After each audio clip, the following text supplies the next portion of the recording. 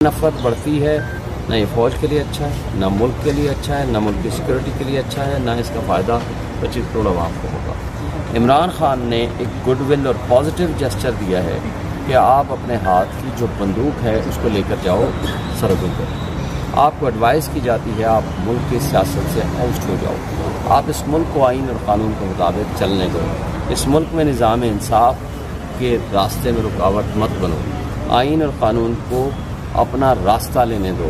और जमहूरियत का मतलब है जमहूर का फैसला। हम 180 से ज़ायद सीटें जीत के आए हुए हैं, लिहाजा रास्ते में रुकावट मत पैदा करें। ये है वो एडवाइस, ये है वो मैसेज।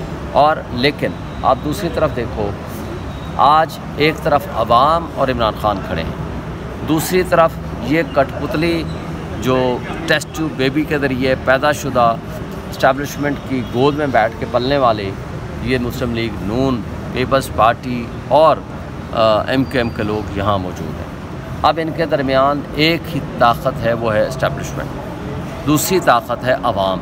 अवाम और इमरान खान एक ताकत है और इस्टेब्लिशमेंट दूसरी ताकत है। इन दोनों के दरमियान अब इमरान खान ने एक मैसेज दिया है कि अगर अवाम और फ़ौज के दरमियान नफ़रत पैदा होगी तो उसका नुकसान फ़ौज को होगा, उसका नुकसान अवाम को होगा, उसका नुकसान रियासत पाकिस्तान को होगा, उसका नुकसान 25 करोड़ अवाम को होगा। तो for that cause, for the country, for the sake of the country, for the sake of the people of Pakistan, उन्होंने एक पॉजिटिव पैगाम दिया है।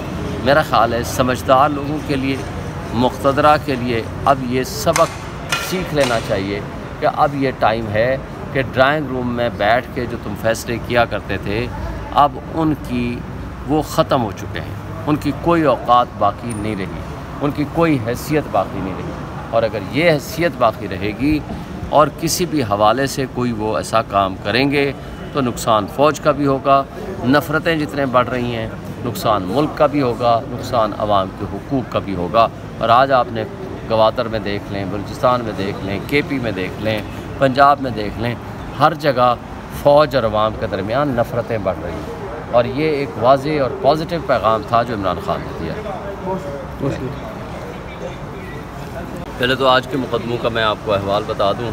एक मुकदमा आज था हमारा जस्टिस समन रिफत साहिबा के पास, जिसमें प्रोटेस्ट करने की परमिशन उन्होंने आर्डर किया था कि इनको दे दें सोमवार वाले दिन की, उसको उन्होंने डिक्लाइन कर दिया DC ने। उस पर कंटेम्प्ट पिटीशन फ़ाइल हुई है और आज के लिए फ़िक्स था, वो नहीं आए और वो कल सुबह के लिए फिर दोबारा फ़िक्स हो गया है। दूसरी कंटेम्प्ट पिटीशन थी वो जलसे के लिए, हमने 5 अगस्त के जलसे की इजाज़तनामा जो मांगा हुआ था, अब 5 अगस्त हमने सवाबी में भी जलसा रखा हुआ है, या तो उसी दिन या जो भी हमारे लिए सूटेबल जगह होगी। आज चीफ जस्टिस साहब ने उनको वाज़ेह तौर पर कह दिया कि या तो शो का नोटिस लेने के लिए तैयार हो जाओ या इसको रिज़ॉल्व करके कल सुबह तक आएँ, और कल सुबह के लिए उन्होंने उनको फ़िक्स कर दिया है। और इलेक्शन ट्रिब्यूनल के हवाले से आपको पता है कि जस्टिस आमिर फ़ारूक साहब ने अभी तक उसमें स्टे दिया हुआ है और उस पर फ़ैसला नहीं आया। तो जस्टिस तारिक जहांगीरी साहब ने, अब चूँकि वो छुट्टियों पे जा रहे हैं अगले हफ्ते से, उन्होंने सितंबर की तारीख मुकर्रर कर दी है कि इन केसेस को दोबारा मुकर्रर किया जाएगा। लिहाजा वो कठपुतली वो हमारे केसेस को डिले करने में कामयाब हुए हैं और आज तक तकरीबन 6 महीने होने को आए हैं। फॉर्म 45, 46 आज तक वो जमा नहीं कराए। That is the disobedience of the order of the election tribunal. जो आपने सवाल किया है इमरान खान के हवाले से, एक बात आपको बता दूँ, इमरान खान साहब इस वक्त सबसे बड़ी पार्टी, मकबूल तरीन पार्टी के सरबराह हैं। आज उनके साथ पूरी आवाम 85 से 90% आवाम खड़ी हुई है। उनको क्या ज़रूरत पड़ी है किसी डीलिंग की? लीडर है वो, डीलर नहीं है। और जो डीलें करने वाले हैं, ख़्वाह वो नवाज शरीफ हो, ख़्वाह वो आसिफ अली ज़रदारी हो, उन सब के किरदार आपके सामने हैं।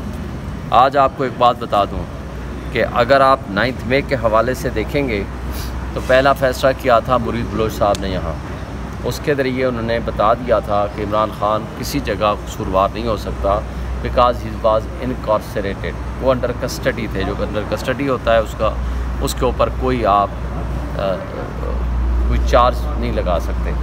दूसरा फ़ैसला दिया था GHQ के हवाले से लाहौर हाई कोर्ट और पिंडी बेंच ने, جس میں انہوں نے کہا تھا کدھر ہیں CCTV فوٹیجز، انہوں نے کہا جی نہیں ہے، انہوں نے ان کی سارے کی ضمانتیں کنفرم کی اور اس کو سارے واقعے کو بھی مشکوک قرار دیا تھا۔ تیسرا واقعہ آیا جسٹس جمال مندوخیل صاحب کی سربراہی میں سپریم کورٹ نے فیصلہ دیا حمزہ کیمپ کے متعلق، اور حمزہ کیمپ میں جب پوچھا گیا کہ CCTV فوٹیجز کہاں ہیں، انہوں نے کہا جی وہ تو خراب ہیں، اور اس کے ساتھ انہوں نے کہا ایویڈنس کیا ہے، انہوں نے کہا جی لاہور کا ایک کوئی سپاہی ہے اس کی ایویڈنس ہے، انہوں نے اٹھا کر کے وہ سب کی ضمانتیں بھی کر دیں، انہوں نے کہا جی سارا غلط ہے۔ تیسرا انہوں نے، آپ نے دیکھا محمد عباس جو سرگودا کے جج تھے، یہ کہتے تھے نا کہ ہمارے پاس ناقابل تردید شواہد موجود ہیں، کیا کیا اس کے بعد انہوں نے یہ کیا کہ اس کے گھر پہ فائرنگ کی، اس کے ریڈر کو اٹھایا اور اس کے ساتھ جس طرح کا تضییق آمیز سلوک کیا، اس پہ آج بھی کانٹیمپٹ پروسیڈنگز لاہور ہائی کورٹ نے انیشیٹ کی ہوئی ہیں اور ان تمام ملزمان کو بری کر دیا گیا۔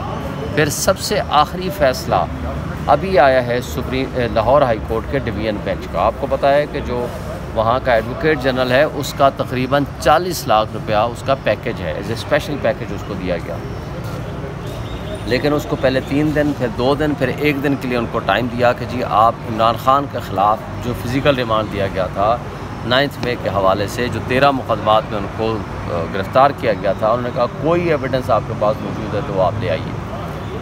اس کے بعد انہوں نے سنگل ایویڈنس نہیں پیش کر سکے، کوئی ویڈیو، کوئی آڈیو، کوئی بیان، کسی قسم کا کوئی سٹیٹمنٹ، کسی قسم کی کوئی میٹنگ، کوئی سازش، انہوں نے کہا جی کچھ بھی نہیں۔ تو لہٰذا اس آخری فیصلے کے بعد کوئی احمق ہی ہوگا یہ جو تصور کر سکتا ہے کہ عمران خان کے خلاف 9 مئی کے حوالے سے کوئی سیریس مقدمہ آج موجود ہے۔